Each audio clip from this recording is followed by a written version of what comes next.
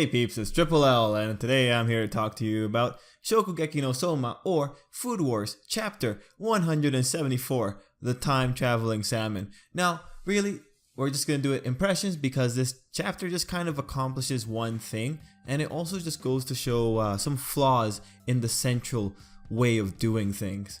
So overall, this chapter is effectively finishing up something that was started last chapter with the odds being stacked against our heroes.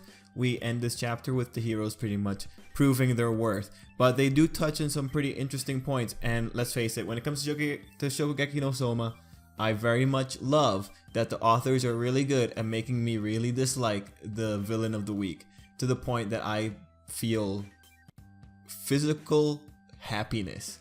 You know, there's tears in my eyes. I'm just so happy when our heroes actually just overcome it, and the faces that these villains make is great. I very much enjoy it, and I very much love that Shokugeki no Soma, the world is effectively a world where your sense of taste will override every other sense you have. That's how I take it. I really believe that when these people eat, their taste receptors are like 3 times more sensitive than ours. I imagine it's like a drug trip for these people whenever they have really good food. That's the only thing that justifies their, clothes popping off.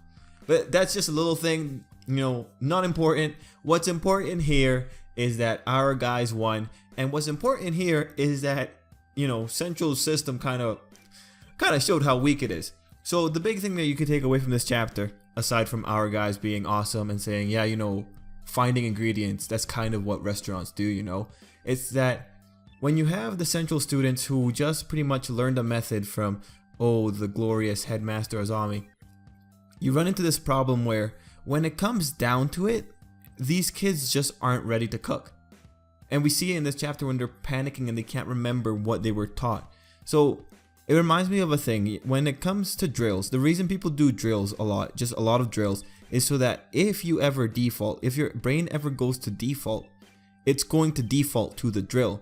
So in terms of this manga, when you have these students and they've been taught this way of preparing salmon by their headmaster, they haven't gone through all the practice. They haven't repeated this one recipe. Like, there's nothing wrong with them learning a recipe from their teacher. Like, hey, that's kind of how the learning process goes. But if they didn't take the time to go home and actually practice it over and over till it becomes a second nature thing, and they just saw, oh yeah, one time and they'll be good to go, hey, take some notes and we'll be fine.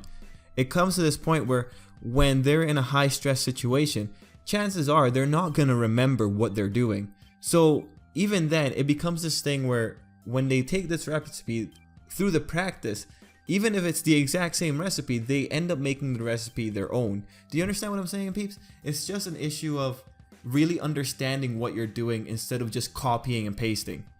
And this is a big thing that even happens in academia now, right?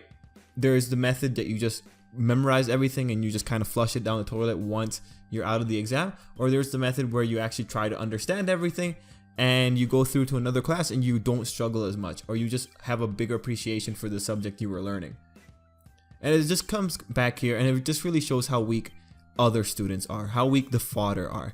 Because let's face it, I very much enjoyed it when they started frantically panicking because they couldn't remember what to do with the salmon. I thought that was, that made me happy. You know what? It made me really happy. So I really enjoyed seeing that. And then when Soma pretty much gives that epic, take that with him saying, yeah, we can go find ingredients and haggle with the dealers. That's just how it works for a restaurant owner.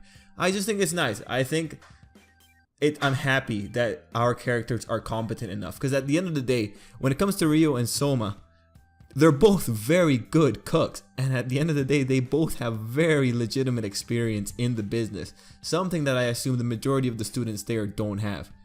But that's pretty much the chapter in terms of the Soma and the student dynamic. It shows the weaknesses of the system. It shows that real chefs are going to be real chefs.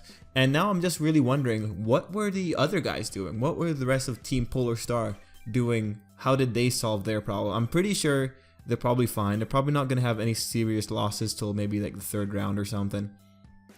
So I'm very curious to actually see, even if next week, if they have a little flashback of all of them running into each other at the actual market. I think that'd be really cool. Oh, another thing that was exploited here, or that was exposed here in the weakness of Central's plan, is you put together people who know each other, who know each other's styles. Because people are commenting, how are these guys cooking so well when they're a team that's made on the spot? No, it's because they're friends. It's because they try to isolate them in their friend groups that this happened. Like, they were given a significant advantage by knowing each other's specialty. That's stupid. And actually, I was reading comments on the manga site, and I think it's funny because people are saying, hey, why doesn't Azami just expel them? There's a reason he won't just expel them before going on his egotistical power trip. One is that he's an egomaniac. He is most likely wanting to prove that his system works, and he thinks his system is so flawless that it can get rid of people who don't adhere to it. That's why Azami just won't outright expel them, because he won't have just grounds to do it. Or people could say, yeah, well, they're not following policy of the academy. Yeah, well, I don't think Azami has that much power. I think the Elite 10 still have enough power that they could overturn any expulsions that Azami would try. And the Elite 10, they're just kids. Like, at the end of the day, I still think it's absolutely disgusting that the Elite 10 actually gave power over to Azami. I think they're just being stupid. I think they're being children. Yeah, you know what? I'm actually being really opinionated on this. I think the Elite 10 were pretty stupid in just thinking they had that much power and giving it over to Azami. But then again, the system that allows them to do that might also be fundamentally flawed. But then again, that system was all about making it so the students could control where they go, where they learn, what kind of fields they explore. So, oh man, I don't know. It's not really a school. It's more of a place that's nurturing genius. Yeah. You know, overall, there's a lot of things that kind of don't make sense when it comes to Azami, because he is an egotistical maniac. I really think it's going to be fun seeing him break down, because we've seen signs of him breaking down. We saw signs of him breaking down once his people lost during the eliminations for the research societies. I really just want to see this man break down completely. I think he has it coming. You know, he's done a lot to Arena. He kind of deserves it.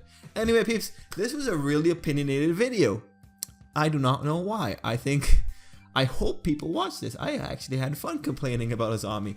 Anyway, guys, let me know what you think. Let me know if you enjoyed this chapter. Let me know what you're hoping for next week. Let me know if this is actually satisfying your need of seeing people brought down after trying to, you know, rig things in their favor.